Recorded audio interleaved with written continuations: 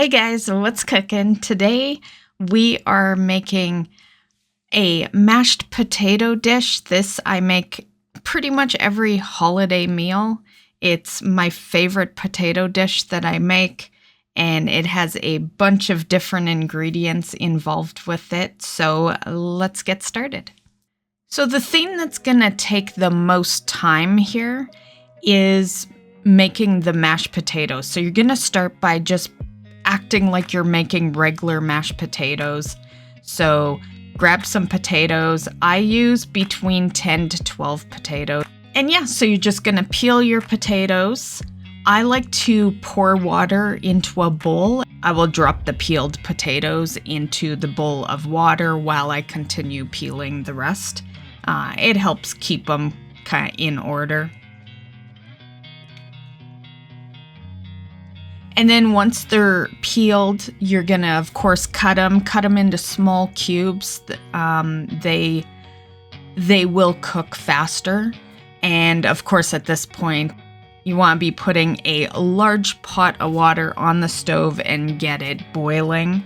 And then you just throw your cubed potatoes into the water and yeah, make your mashed potatoes.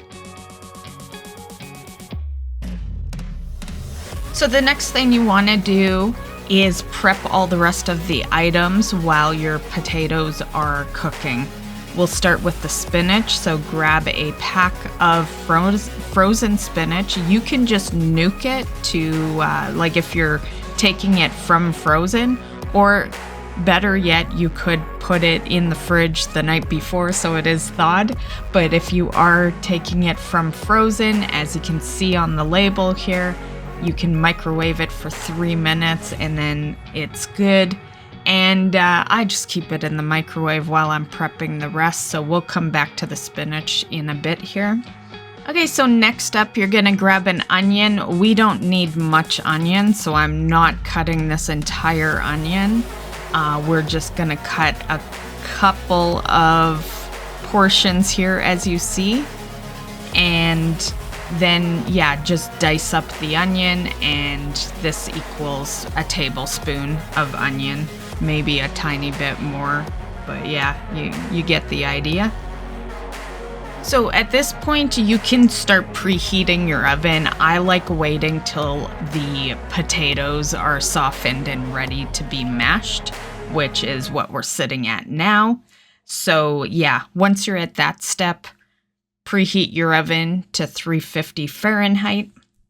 Okay, so the potatoes are done. They're softened enough for mashing, so we're just gonna drain the water, and then you just put the potatoes back into the pot and we will start mashing potatoes.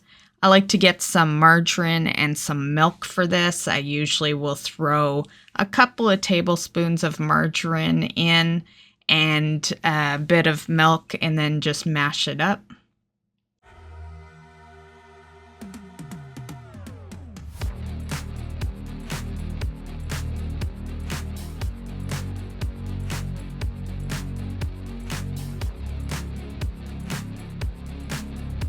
Okay, so we're back to the spinach. It is cooked, but you do need to drain it. You don't want to be adding that water in.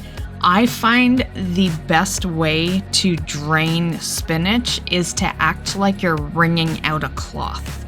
So I'll show you in the sink what I mean. So yeah, there we go. No water. I just find that's the best method to get the spinach really drained.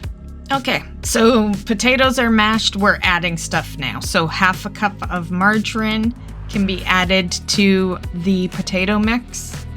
We're also gonna grab our 1 tablespoon of onions. Grab your spinach, add all of that in. 1 teaspoon of salt, 1/4 teaspoon of dill weed. And then we're gonna grab our sour cream, and I like to get the 500 ml. Basically, you're just adding a cup of sour cream. So if you want to just get exactly the amount you need, you can get the small thing of sour cream that is 250 ml, and yeah, just put the whole thing in.